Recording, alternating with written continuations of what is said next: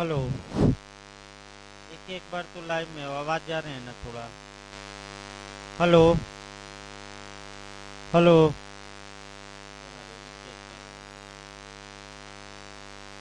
Hello. Hello.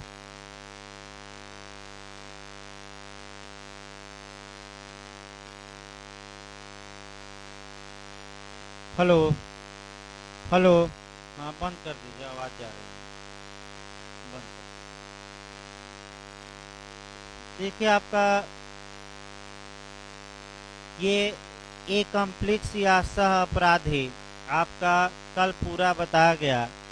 यानी कि पिछले लेक्चर में आपका सह अपराधी के बारे में जो कोरिलेशन है वह केवल बताया गया और कंसेप्ट बिल्कुल क्लियर होना चाहिए। इसके बाद आपका हम लास्ट में एक लिस्ट भी बनवा देंगे कि कौन सा अपराधी हैं और कौन नहीं है।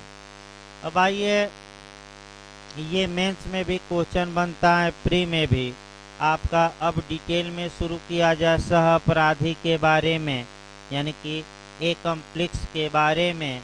आपका ये पूछ सकता है, क्वेश्चन ये बनता है कि सह अपराधी को परिभाषित करते हुए आपका इसके साक्ष्य का साक्ष्यिक मूल्य बताइए, यानी कि इसके एविडेंस का एविडेंशियल वैल्यू बताइए। तो आप शुरुआत ये करेंगे कि सह अपराधी या ए कम्प्लेक्स को एविडेंस में परिभाषित नहीं किया गया है। यानी कि पहला तो यही लिखेंगे कि सह अपराधी को भारतीय साक्ष्य अधिनियम में परिभाषित नहीं किया गया है।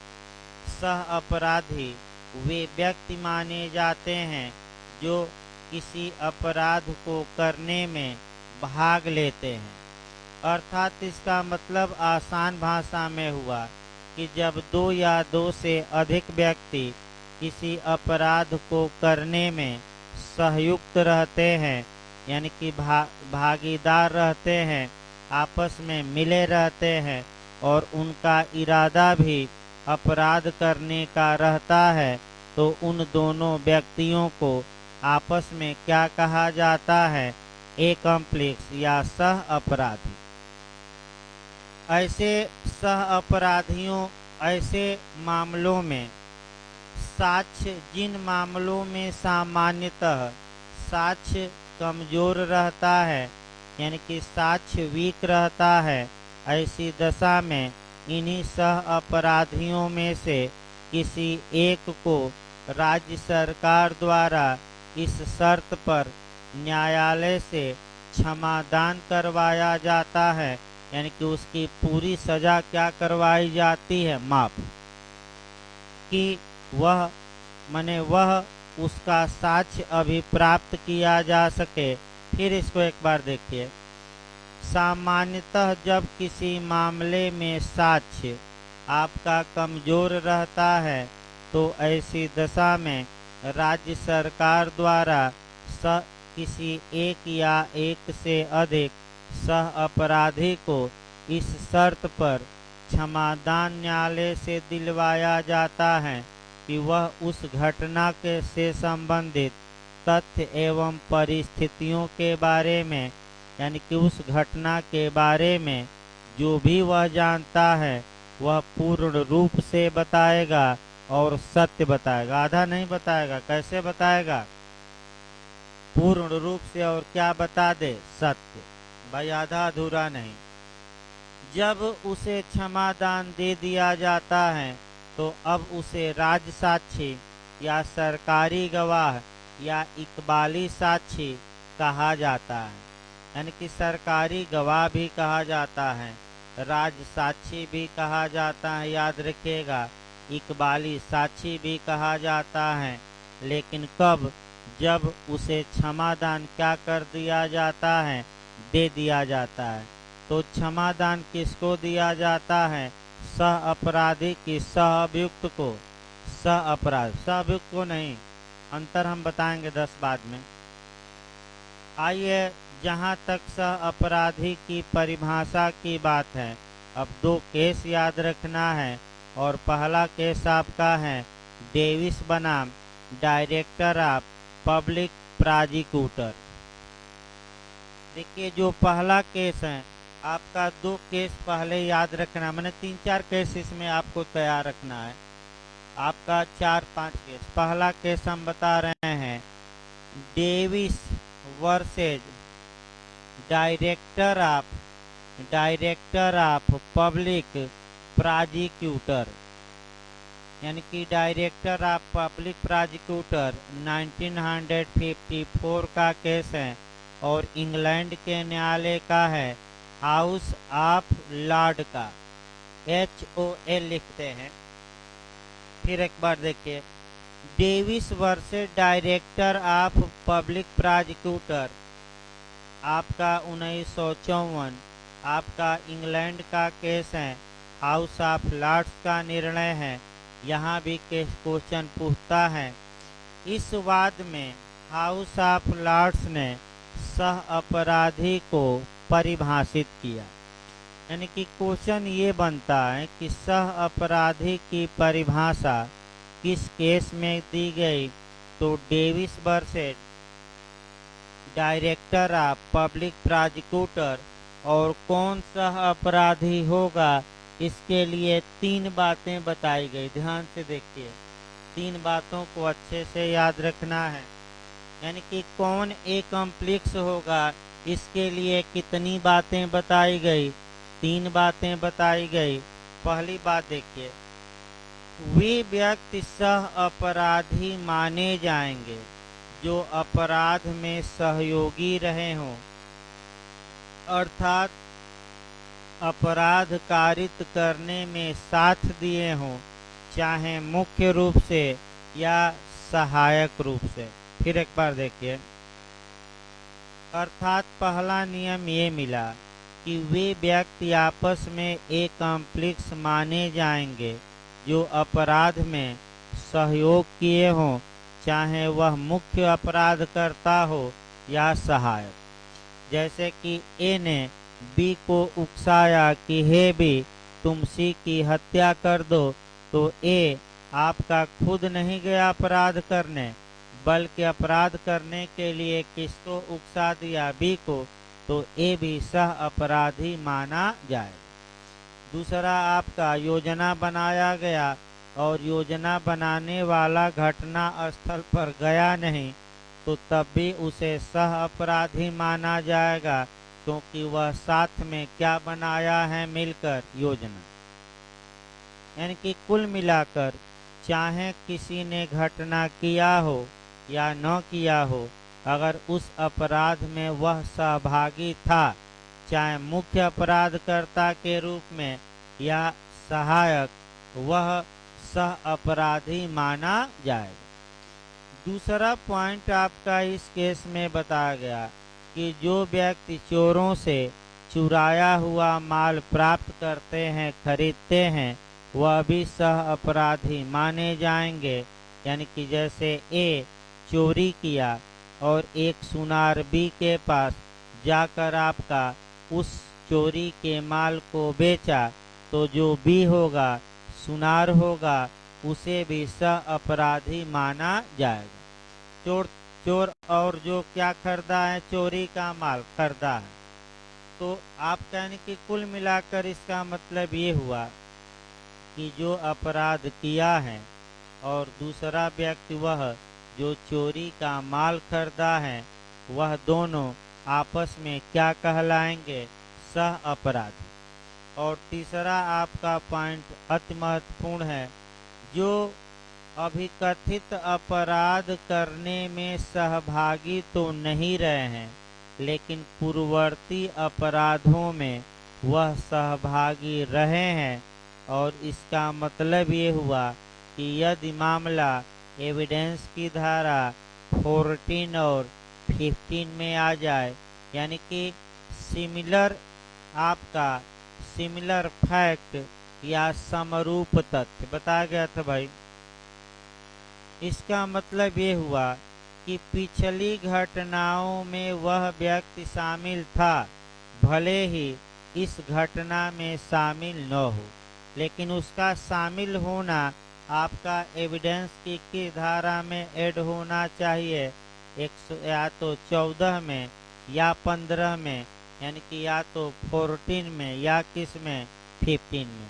तो ये तीनों जो पॉइंट थे ये क्या माने जाएंगे आपस में, सह अपराध। इस परिभाषा को भारत के उच्चतम न्यायालय ने स्वीकार कर लिया और ये बता दिया कि जो हाउस ऑफ लॉर्ड्स ने सह अपराधी की परिभाषा दी है ये परिभाषा भारत में भी लागू होती है। और वह केस याद रखना है, R.K. डालमिया वर्सेज दिल्ली प्रशासन। फिर एक बार देखिए, R.K.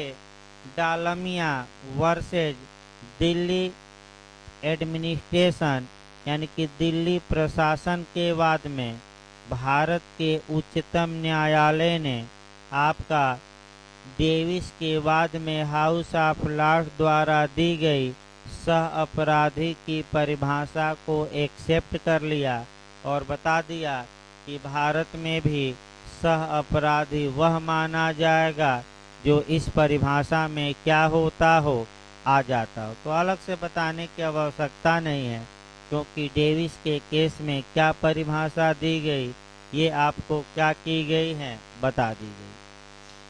अब आइए सह अपराधी के बारे में भारतीय साक्ष्य अधिनियम में जो प्रावधान है वह आपका 133 में दिया गया है, यानी कि सेक्शन किस में है, 133 में है। और अनुमान या प्रिजम्पशन या उपधारणा के बारे में प्रावधान 114 का दृष्टांत नंबर किस में है, बी में। तो अब आपका यहाँ पहले समझ लीजिए, तब आपका 133 शुरू किया जाए, उन बेयर एक्टों को तोड़ा जाए कैक शब्दों को, फिर 114 आपका देखा जाए दोनों में विरोधाभास है कि नहीं, और इसकी व्याख्या केस सहित देखना है, और उसके बाद आपका अन्य चीजें देखनी है। देखिए ध्यान से भाई, आपका जो लॉ का रूल है, विधि का नियम है सह अपराधी के बारे में, वह आपका सेक्शन 133 में दिया गया। पूछ सकता है कि सह अपराधी के बारे में आपका विधि का नियम कहाँ है, रूल ऑफ लॉ का नियम कहाँ है, तो आपका जवाब रहेगा सेक्शन 133 में। और प्रज्ञा का नियम, सावधानी का नियम, सतर्कता का नियम पूछ ले कहाँ दिया गया है, तो 114 का दृष्टांत या इलस्ट्रेशन नंबर बी में।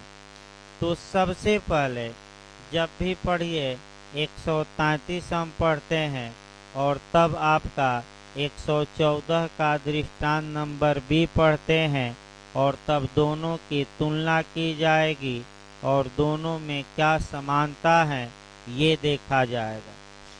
एक उदाहरण भी हम बना लें भाई, तब सही रहेगा ताकि बेरेट को तोड़ा जाए। देखिए आपका ए, बी तथा सी, ये तीनों लोग आपस में मिलकर लूट कारित करते हैं, राबरी। तो आप लोग बताइए, जब तीनों अपराध में सहभागी हैं, साझीदार हैं, तो इन तीनों को एक कॉम्प्लेक्स या सह अपराधी माना जाएगा कि नहीं, माना जाएगा।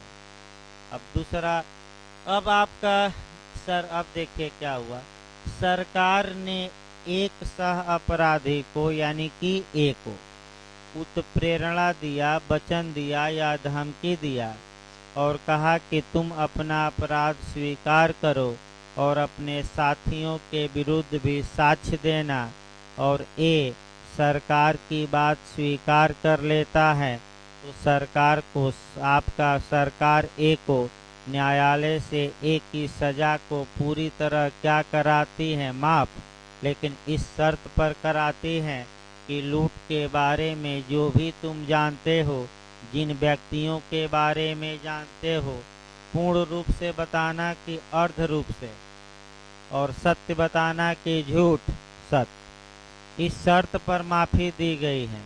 और बता, आप आगे बढ़िए। 133 अब सही रहेगा। जहाँ तक 133 की बात है, 133 को दो भागों में हम बांट लेंगे। पहला भाग ये कहता है, एक ही 2 लाइन की धारा है। पहला भाग कहता है कि जो सह अपराधी होगा वह कॉम्पिटेंट विटनेस होगा, सक्षम साक्षी होगा। इसका मतलब ये हुआ कि यहाँ जो ए है वह बी तथा सी के खिलाफ गवाही देने में अक्षम होगा, कानूनन की सक्षम।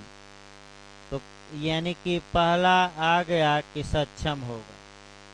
दूसरा, इसमें अगर हम बेयर एक्ट का वाक्य तोड़ते हैं तो दूसरे वाक्य में ये बताया गया है कि कोई दोष सिद्धि मात्र इस कारण से अवैध नहीं होगी कि वह सह अपराधी के असंपुष्ट परिसाक्ष्य के आधार पर दी गई है। यानी कि असंपुष्ट परिसाक्ष्य के आधार पर दी गई है। यानी कि इसका मतलब समझिए, इसका मतलब ये हुआ कि ए अगर साक्ष्य दिया है और केवल ए के बयान पर, ए के कथन पर, ए द्वारा दिए गए साक्ष्य पर अगर बी तथा सी को न्यायालय सजा दे देता है तो ये सजा अवैध होगी कि वैध होगी? वैध होगी।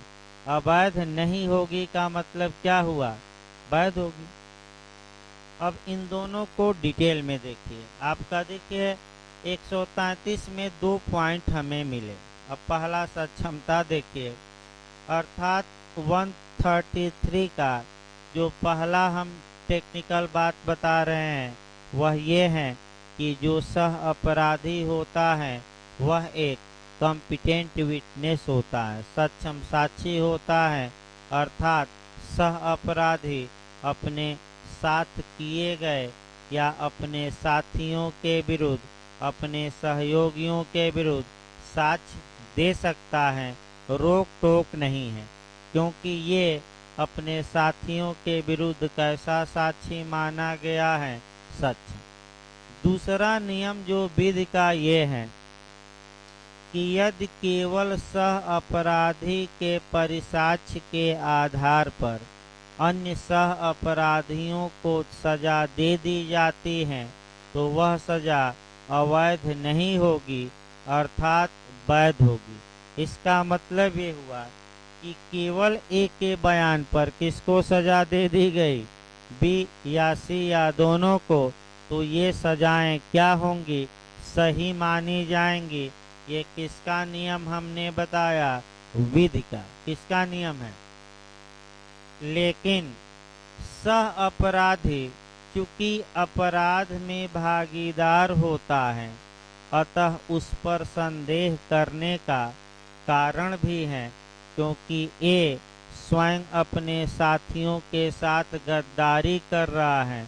अतः एक जो नियम बनाया गया सतर्कता का, प्रज्ञा का या सावधानी का, और वह नियम समाहित हैं एविडेंस के सेक्शन 114 के 114 के एलेस्टेशन नंबर बी में। अब इसी के साथ 114 का दृष्टांत नंबर कौन पढ़ना है? बी। अब देखिए, न्यायालय यह उपधारणा कर सकेगा। अब पहला शब्द यहीं देखिए, यानी कि न्यायालय यह उपधारणा कर सकेगा, यानी कि में प्रिज्यूम लिखा है, अर्थात न्यायालय यह अनुमान लगा सकेगा, यह कल्पना कर सकेगा। इसका मतलब ये हुआ कि न्यायालय कल्पना करने के लिए बाध्य नहीं है, चाहे तो अनुमान लगाए और चाहे तो अनुमान लगाने से इनकार कर दे। तो न्यायालय यह अनुमान लगा सकेगा कि जो सह अपराधी हैं, यानी कि इस उदाहरण में कौन है? ए। जो सह अपराधी हैं वह विश्वास के योग्य नहीं है, बिलीव के योग्य नहीं है, जब तक कि इसकी बातों की संपुष्टि अन्य स्वतंत्र साक्ष्यों द्वारा न हो जाए। फिर एक बार इसको देखिए दोबारा। न्यायालय यह अनुमान लगा सकेगा कि सह अपराधी विश्वास के योग्य नहीं है जब तक कि सह अपराधी की बातों का सपोर्ट या समर्थन या पुष्टि या ओके कहिए किसी अन्य स्वतंत्र साक्ष्य के द्वारा न हो जाए। ये सतर्कता का नियम है। अर्थात इसका मतलब ये हुआ कि न्यायालय यदि चाहें तो एक यह मान कर चल सकेगा कि इस उदाहरण में ए बिलीव के योग्य नहीं है जब तक कि ए ने जो साक्ष्य दिया है उसका समर्थन करने के लिए अन्य दूसरे साक्ष्य मौजूद न हो।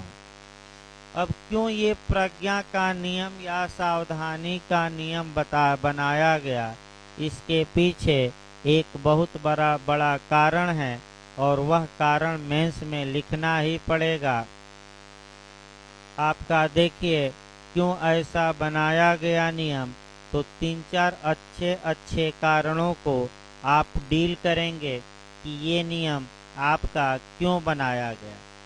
तो पहला इसलिए बनाया गया कि जो व्यक्ति साक्ष्य दे रहा है वह पहले स्वयं एक अपराधी है और अपराधी की बातों पर क्या विश्वास किया जाए। यानी कि इसका मतलब ये हुआ कि जो सह अपराधी होता है जिसे कि क्षमादान दे दिया गया है और वह अब अपने साथियों के खिलाफ आपका आग उगल रहा है। आग उगल रहा मतलब कि बयान दे रहा है कि हमारे साथी दंड पालें, तो इसकी बातों पर क्यों विश्वास न किया जाए ज़्यादा, क्योंकि जो व्यक्ति साक्ष्य दे रहा है वह उस अपराध में जुड़ा हुआ था और वह स्वयं उस अपराध में क्या था, एक अपराधी। ये भी तो अपराध किया था।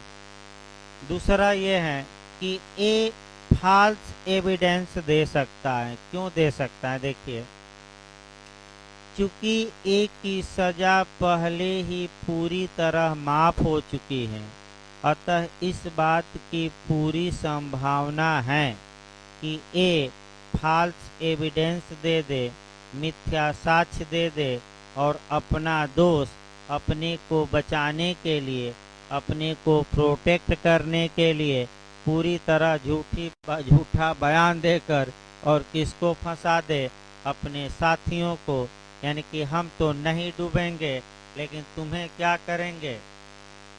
हाँ याद रखिए, इसका मतलब हम तो नहीं डूबेंगे लेकिन तुम्हें पूरी तरह क्या करेंगे, डुबा देंगे। और हम भी डूबेंगे तुम भी डूबोगे। तो ये तो आपका धारा 30 बताया गया, लेकिन आपका 133 में सह अपराधी जिसे क्षमादान मिला है वह नहीं डूबेगा। और किसको डुबा देगा इस उदाहरण में, बी तथा सी। यानी कि एक उदाहरण देख लिया जाए भाई, जैसे मान लीजिए कोई परीक्षा देने गया, हुआ कि भाई हम जानकार हैं, लगे दो लोग आपस में बताने। तो एक आदमी ने क्या किया कि जो अपना बताया वो सब गलत बताया, लेकिन जब वो बताया तो उस पर विश्वास नहीं किया और उसकी बातों पर विश्वास न करते हुए अपना सही कर लिया और उनको क्या बता दिया, सब गलत। यानी कि हम तो नहीं डूबेंगे क्योंकि तुम्हारे कथन, तुम्हारे कारण हम अपना क्वेश्चन गलत नहीं करेंगे, लेकिन तुम्हारा क्वेश्चन क्या करवा देंगे, गलत। तो आपका यानी कि मिथ्या साक्ष्य देने की संभावना है, क्योंकि इसका चमड़ी तो क्या हुआ है, बच गया। एक और कहावत, अब एक वहीं तर्क देने हैं, तर्क ही देना है। अगला तर्क ये आया कि जो अपने साथियों का नहीं हुआ वह सरकार का क्या होगा। इसका मतलब ये हुआ आपका कि ए जब अपने साथियों बी तथा सी के साथ गद्दारी कर सकता है तो ये पूरी संभावना है कि न्यायालय में वह अपने को बचाने के लिए झूठ भी बोल सकता है। तीसरा आइए आपका देखा जाए, कह सकते हैं कि अगर सरकार ने ऐसे सह अपराधी को क्षमादान दे दिया है, तो ये आपका पूरा चांस है, पूरी संभावना है कि वह सरकार के पक्ष में ही बोलेगा और हो सकता है कि घटना को कोई और मोड़ दे दे ताकि सरकार का पक्ष मजबूत हो जाए और उसके साथियों को क्या मिल जाए, सजा। ये संभावना है क्या कि सरकार ने उसे माफ करवा दिया है, तो किसके फेवर में बोल सकता है, सरकार के। इसीलिए ध्यान में रखिए, इसलिए ये जो सावधानी, सतर्कता या प्रज्ञा का नियम 114 के दृष्टांत बी में बनाया गया और ये कह दिया गया कि न्यायालय चाहे तो ये विश्वास कर सकता है कि इस उदाहरण में ए विश्वास के योग्य नहीं है जब तक कि ए की बातों का समर्थन के लिए कोई अन्य साक्ष्य अभिलेख पर मौजूद न हो। अगर हम दोनों को देखें तो आपका थोड़ा बहुत आपके मन में संदेह आया होगा और वह ये आया होगा कि दोनों में तो विपरीत बात कही जा रही है। 133 कहता है कि सक्षम साक्षी होगा सह अपराधी, और बिना अगर केवल सह अपराधी के परिसाक्ष्य पर दे दिया जाए सजा किसी दूसरे को तो वह सजा वैध होगी। और 114 का दृष्टांत बी कहता है कि न्यायालय यह विश्वास कर सकता है कि सह अपराधी विश्वास के योग्य नहीं, यानी अनुमान लगा सकता है। अब दोनों में विरोधाभास हल्का फुल्का दिखाई देता है, एक कुछ और दूसरा और बताता है। अतः इस विरोधाभास को दूर किया गया सुप्रीम कोर्ट द्वारा और तीसरा केस देखना है। अब चौथा केस दो बताया गया, अब चौथा केस हम बता रहे हैं तीसरा जो केस है वह है Dagdu versus state of Maharashtra. डो आधा ग डू नोट में है भी। Dagdu versus state of Maharashtra का केस है। आपका बेयर एक्ट में भी दिया है, नोट्स में भी है, फिर मैं बता रहा हूँ। ये जो केस है 1977 का केस है, 1977 उच्चतम न्यायालय का निर्णय है और थोड़ा समझने का प्रयास करिए। देखिए वहीं टोना टोटका ताबीज ये पहन लीजिए, वो कर लीजिए, वो कर लीजिए, जो आपका दरवेश, आपका इत्यादि पंडित जी इत्यादि लोग करते हैं, तो वहीं इसमें भी आया। देखिए आपका मैंने कुछ लोग थे उनको बच्चा पैदा नहीं हो रहा था, तो एक जो आपका नीम हकीम था, यानी कि नीम हकीम मतलब कि बहुत पहुँचे हुए फकीर कहिए या जो भी कहिए, उनके पास लोग गए। अब बहुत शोषण होता है भाई महिलाओं का इस मामले में, मैंने महिलाओं का ये लोग बहुत ज़्यादा शोषण करते हैं शारीरिक, इसमें कोई शक नहीं है। और ऐसी दशा में नीम हकीम जो था, यानी कि जो बाबा थे, उन्होंने कहा कि अगर तुम कुंवारी कन्याओं को बलि दोगी तो तुम्हें बच्चा पैदा होगा। और इस नीम हकीम के चक्कर में उस एरिया में 6 कुंवारी कन्याएं यानी कि लड़कियों को जान से मार दिया गया। तत्पश्चात आपका अभियुक्त पकड़े गए और उसमें जो आपका जिनको जिनको मैंने जिन्होंने मारा, जिन्होंने सलाह दिया, सहायता दिया, ये सब अपराधी माने जाएंगे। उसमें से आपका एक को क्षमादान दिया गया ताकि अन्यों के खिलाफ आग उगले, यानी कि बयान दे। और आपका इस केस में सुप्रीम कोर्ट ने आपका 133 और 114 के दृष्टांत में जो विरोधाभास दिखाई देता था वह आपका दूर किया और व्याख्या की। देखिए क्या व्याख्या की, वही व्याख्या आपको लगातार मैं बता रहा हूँ। जस्टिस चंद्रचूड़ थे इस केस में, जस्टिस चंद्रचूड़। देखिए क्या कहा गया, उच्चतम न्यायालय ने ये कहा कि सेक्शन 133 और 114 के दृष्टांत बी में कोई विपरीतता नहीं है, क्योंकि आपका दोनों को एक साथ लेने पर यह निष्कर्ष निकलता है कि एक सह अपराधी सक्षम साक्षी होगा, और यदि केवल सह अपराधी के साक्ष्य के आधार पर अन्य सह अपराधियों को सजा दी जाती है तो ये सजा अवैध न होकर वैध होगी। लेकिन आपका एक सतर्कता का नियम दिया गया है, वह 114 के दृष्टांत बी में दिया गया है कि न्यायालय चाहे तो ये अनुमान लगा सकता है कि सह अपराधी विश्वास के योग्य नहीं है। न्यायालय चाहे तो अनुमान लगाए और चाहे तो न लगाए, उसके किस पर निर्भर करता है? विवेक पर। भाई चाहे लगाए चाहे न लगाए, दोनों में कोई विपरीतता नहीं है। एक विधि का नियम है 133 और सावधानी का नियम कौन है? 114 का दृष्टांत भी। अब आइए, इस प्रकार आपका 2-3 धाराएं और कोरिलेट करना है, तब कुछ प्री का क्वेश्चन। हाँ, एक और केस है आपका, वह जो केस पढ़ा जाता है भुवनी साहू वर्सेज किंग, इस पर भी आता है भाई। भुवनी साहू चौथा केस बताया जा रहा है। भुवनी साहू वर्सेज किंग का वाद भी आपका कह सकते हैं कि सह अपराधी पर ही आधारित है। देखिए, इसमें आपका ये 1949 का केस है, 1949 का प्रीवी काउंसिल का केस है, भारत का नहीं है। कहाँ का है? हाँ, ये भी कई बार पूछा गया है। देखिए, आपका प्रीवी काउंसिल ने क्या कहा, ध्यान समझिए। प्रीवी काउंसिल ने ये कहा कि यह सही बात है कि एक सह अपराधी के साक्ष्य के आधार पर दूसरे सह अपराधी को सजा देना सही माना जाए, लेकिन सावधानी या सतर्कता का नियम यह कहता है कि सजा तभी दी जाए जबकि सह अपराधी की बातों का समर्थन अन्य साक्ष्यों द्वारा हो।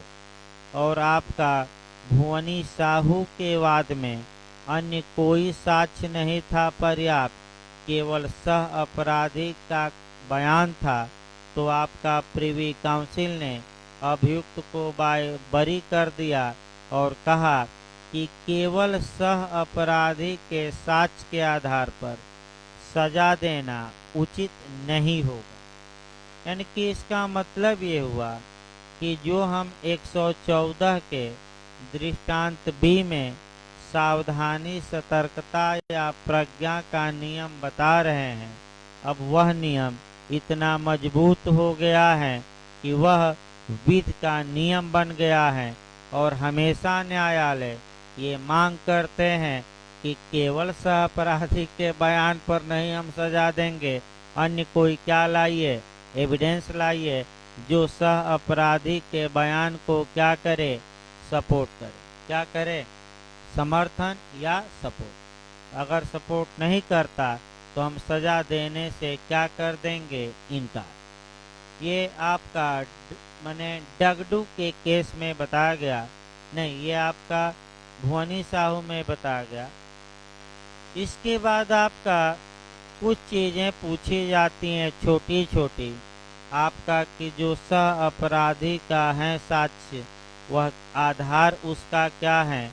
आधार पूछे तो निषेष्टि मार कर आइएगा, यानी कि क्यों ऐसा नियम बनाया गया, तो किस आधार पर बनाया गया, आवश्यकता के आधार पर। एक क्वेश्चन पिछली बार उत्तराखंड जे में भी ऐसा पूछा गया था कि मृत्युकालिक कथन किस आधार पर साक्ष्य में स्वीकार किया गया है।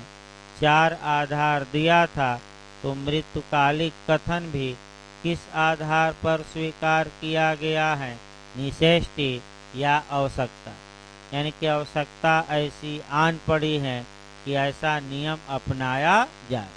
अब देखिए क्या इसमें आवश्यकता है भाई, इस पर भी ए, बी तथा सी तीनों आपस में मिलकर अपराध किए और साक्ष्य थोड़ा क्या था, कमजोर, तो आवश्यकता ऐसी आन पड़ी है कि एक को मुक्त कर दिया जाए और अन्यों को क्या करा दिया जाए, एक के बयान पर सजा दिलवा दिया जाए। तो किस पर आधारित है, निसेष्टि। अगला देखिए नियम। अगला नियम आपको ये देखना है अच्छे से कि ये जो एविडेंस एक्ट बनाया गया, ये इंग्लैंड के आपका जेम्स फिटजेम्स स्टीफेन ने इसका ड्राफ्ट तैयार किया। तो इंग्लैंड के नियमों को स्वीकार कुछ किया गया, लेकिन पूरे नियम इंग्लैंड के स्वीकार नहीं किए गए। अब यहाँ से आपका नया क्वेश्चन बन सकता है, इंग्लैंड में सह अपराधी का जो साक्ष्य है उसका कोई महत्व नहीं है, साक्ष्य में विसंगत है, लेकिन भारत में विसंगत नहीं है, भारत में क्या है, सुसंगत। इसका मतलब ये हुआ कि इंग्लैंड में एक के बयान का कोई मतलब ही नहीं है कानून में, लेकिन भारत में हमने बताया है।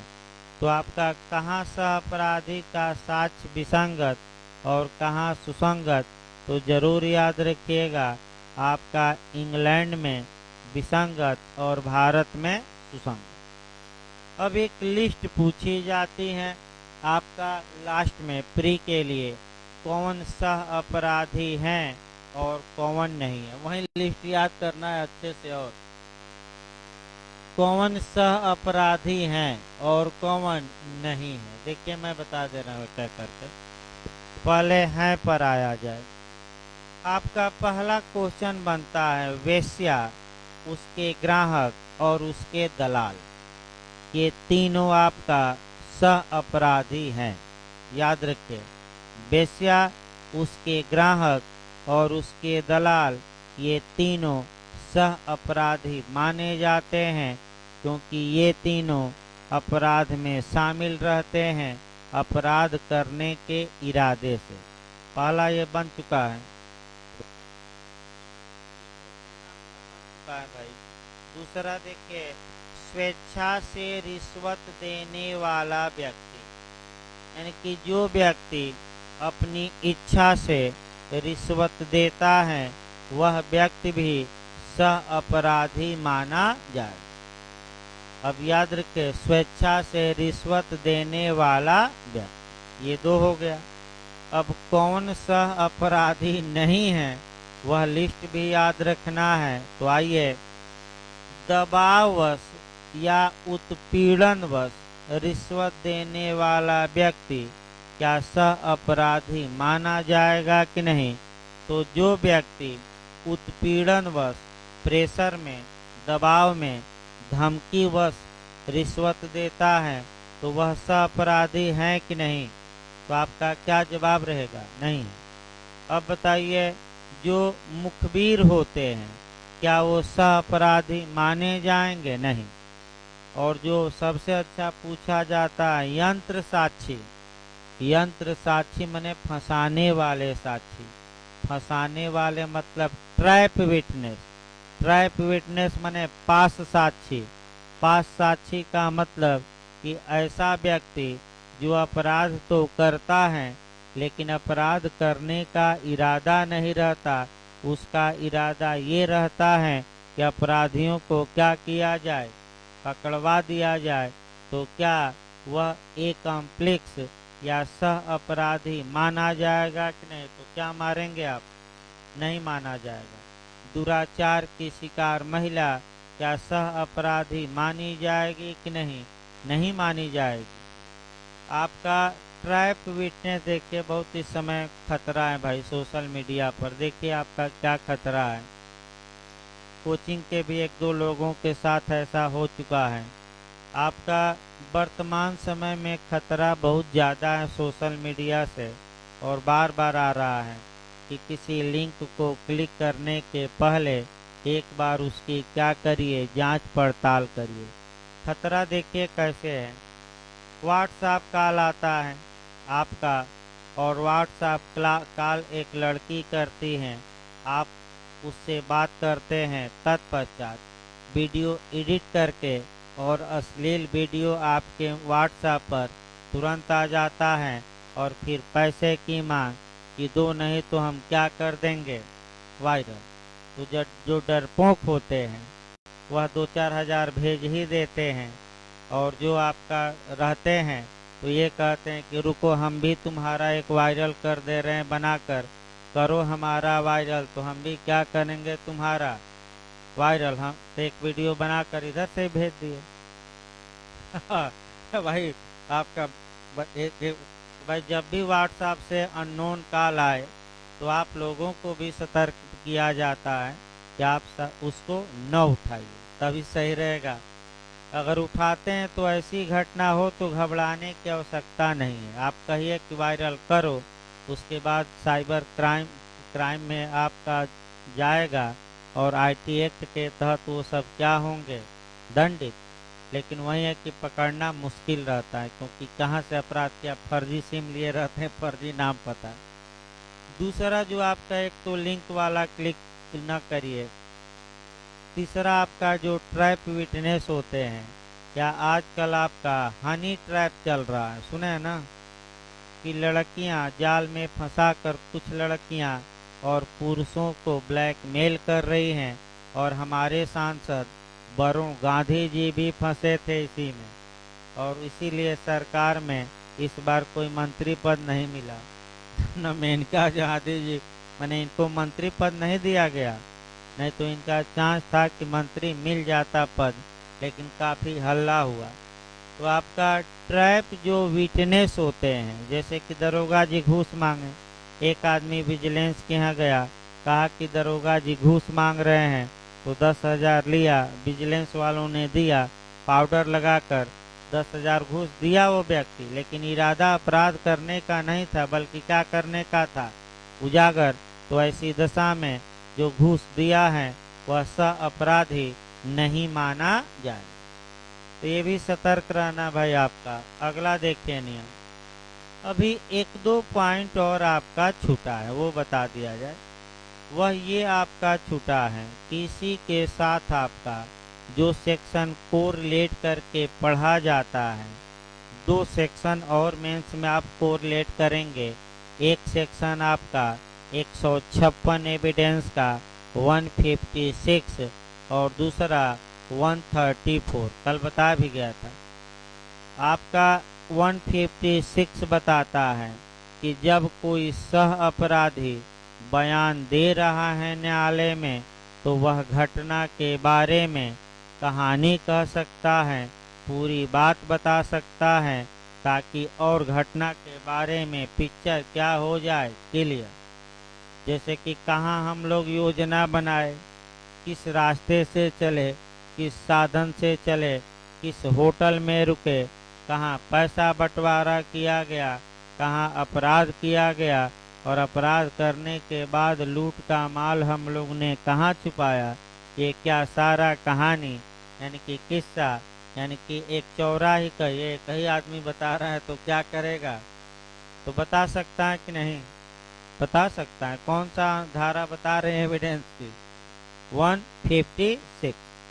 और आप कहेंगे कि भाई एक ही तो आपका 3 में उदाहरण बताया था ABC, तो आप कहेंगे कि ए तो अकेले हैं और किन पर भारी पड़ गया, B और C पर।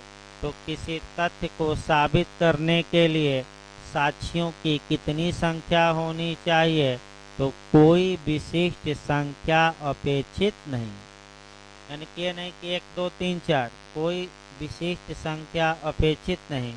इसका मतलब ये हुआ कि अगर एक ही साक्षी किसी मामले में है वह भी पर्याप्त माना जाएगा, और यहाँ कितने साक्षी उदाहरण में हैं, केवल एक, और किस पर भारी पड़ गया है, B तथा C पर, यानी कि कल भी बताया गया एक बिहारी सब पे भारी। तो आपका अब जो हमें देखना है, सह अभियुक्त और सह अपराधी में अंतर। अब दोनों आप लोग पढ़ चुके हैं, यानी कि लास्ट में आपका, क्योंकि आपका दोनों व्यू बता दिया गया है तो अब तो आपके दिमाग में सब भाई 3 दिन से यही बताया जा रहा है, आपके दिमाग में अब तो कुछ बातें आनी चाहिए। एक तो हम इधर लिख रहे हैं सह अभियुक्त और इधर हम लिख रहे हैं सह अपराधी। अब चलिए आप लोगों का एक एक करके पॉइंट हम शुरू करते हैं और कम से कम 10 अंतर 8 अंतर दोनों में जरूर तैयार रखिएगा।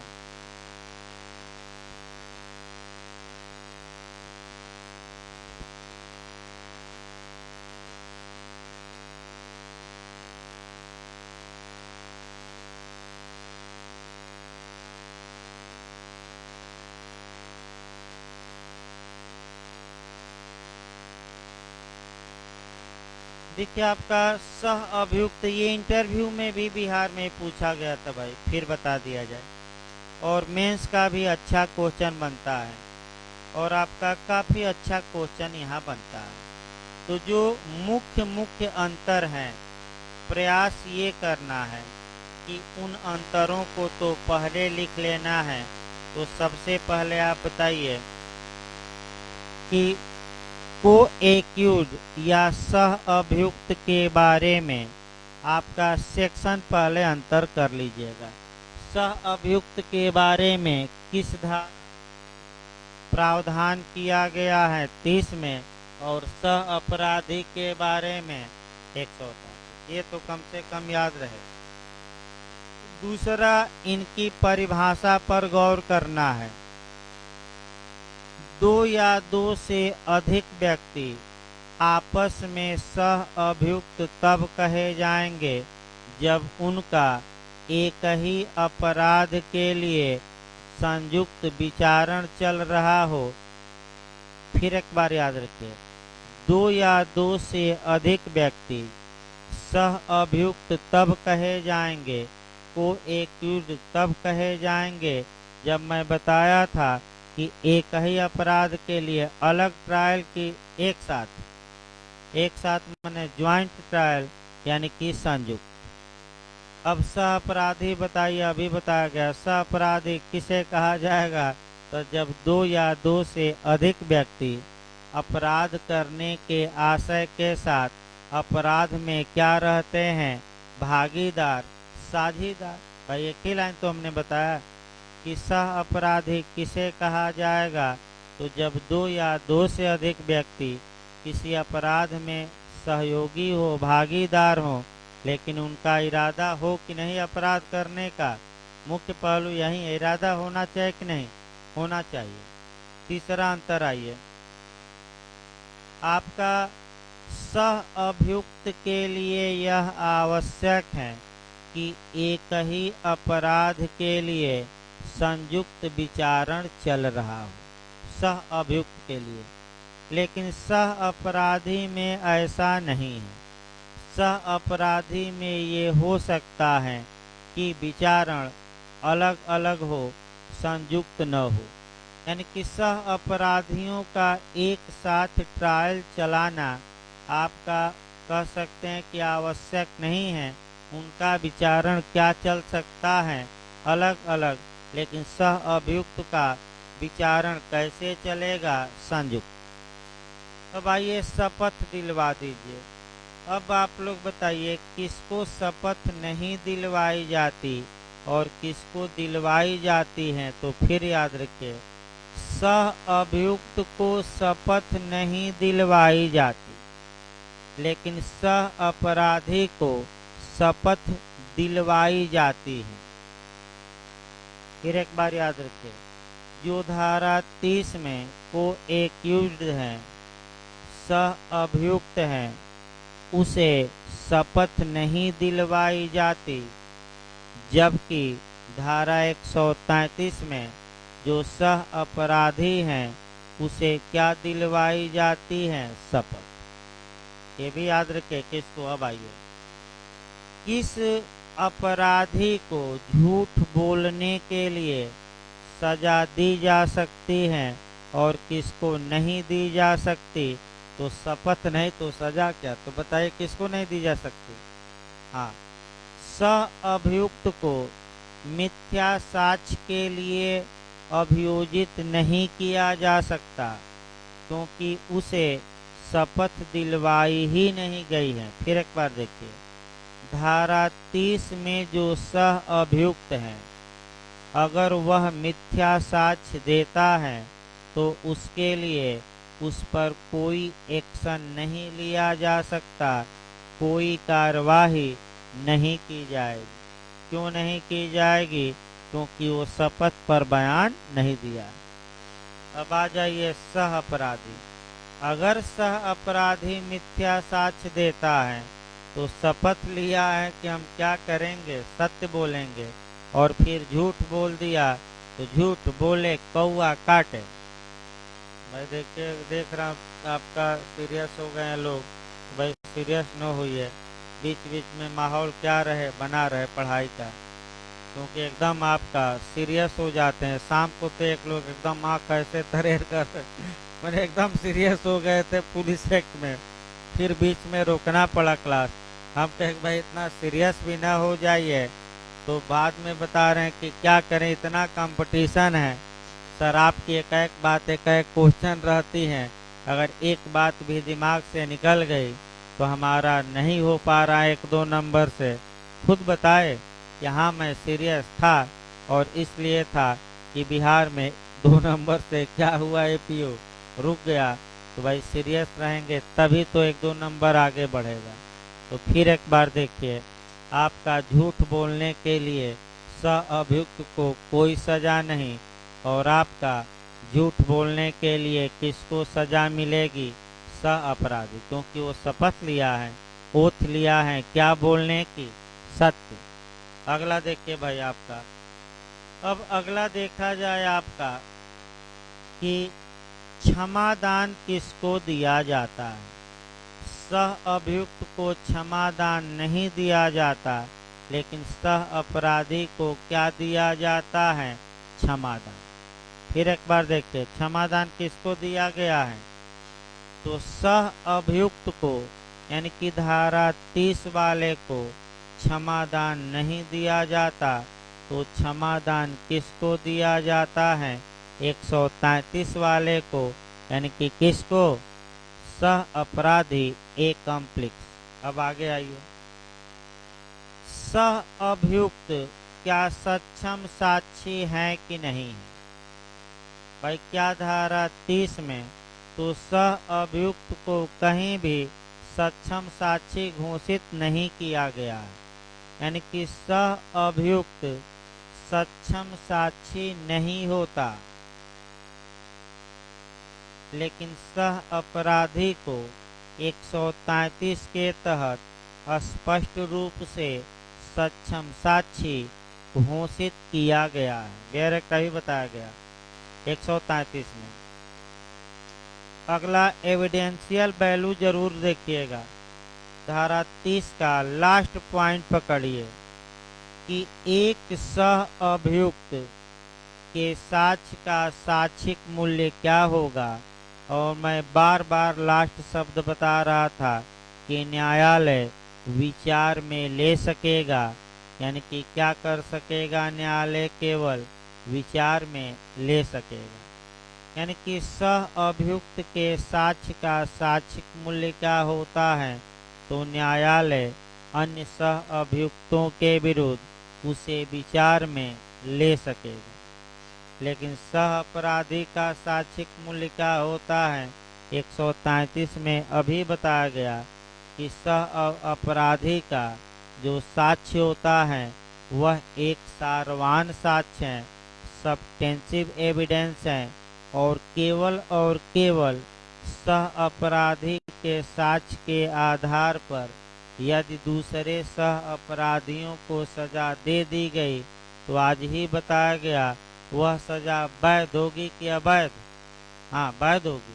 कौन सी धारा? 133। सह अभियुक्त के बारे में अनुमान लगाने का कहीं कोई प्रावधान नहीं है, उपधारणा का प्रावधान नहीं है, और जबकि सह अपराधी के बारे में 114 के दृष्टांत नंबर किस में? बी में एक अनुमान भी लगाया जा सकता है अब माफी करवाइए। किसको माफ किया जाता है? सह अभियुक्त को कि सह अपराधी? हाँ, सह अपराधी और सह अभियुक्त को माफ। अब देखिए आप लोग खुद बताने लगे कुछ न कुछ भाई। ठीक है, 10 में से 5-6 भी आप बता दिए, बहुत है। आपका 10-12 अंतर तो मैं बता ही देता हूँ। अब आइए, किसके साक्ष्य की संपुष्टि होनी आवश्यक है और किसके साक्ष्य की संपुष्टि होनी आवश्यक नहीं है? बताइए। सह अभियुक्त के साक्ष्य की संपुष्टि अनिवार्य है कि नहीं है, और सह अपराधी के साक्ष्य की संपुष्टि अनिवार्य नहीं है, क्योंकि 133 यही तो बताता है कि बिना किसी समर्थन के अगर केवल सह अपराधी के साक्ष्य पर भरोसा करके सजा दे दी जाती है तो वह सजा वैध मानी जाए। तो किसकी संपुष्टि आवश्यक हो गई? सह अभियुक्त। और किसकी आवश्यक नहीं है? तो सह अपराधी। अब आइए, आपका प्रति परीक्षा या आपका क्रॉस एग्जामिनेशन देख।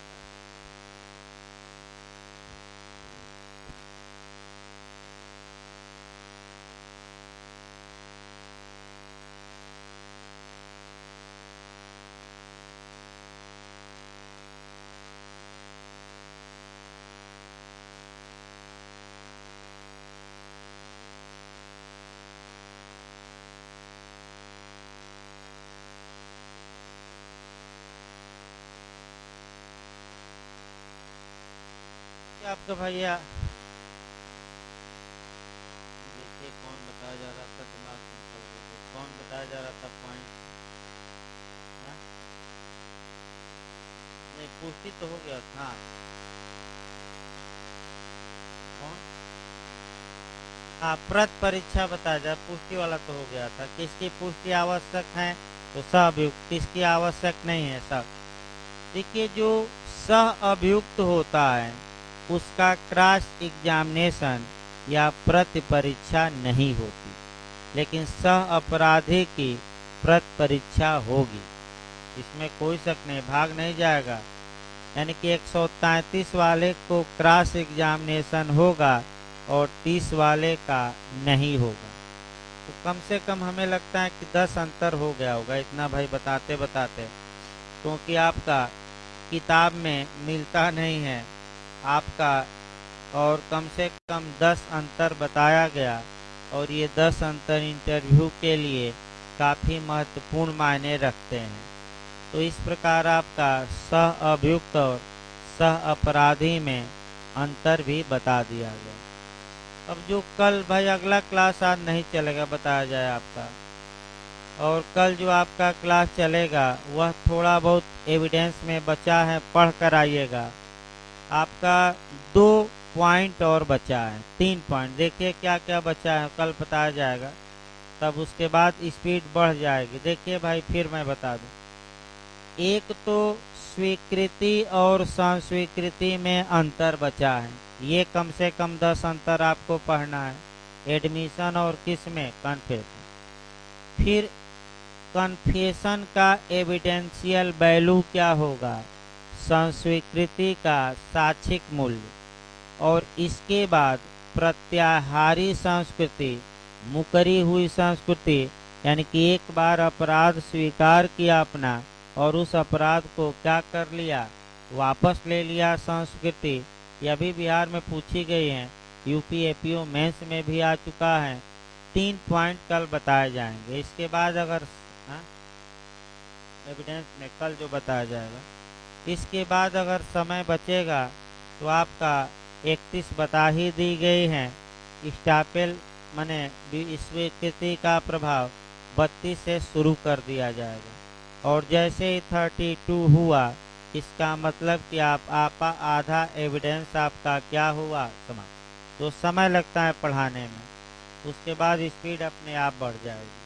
लेकिन अभी आपका मान के चलिए 2 दिन तो कम से कम आपका 32 ले लेगा, 2 लेक्चर कम से कम, 3 भी ले सकता है, क्योंकि एक क्वेश्चन आना निश्चित है।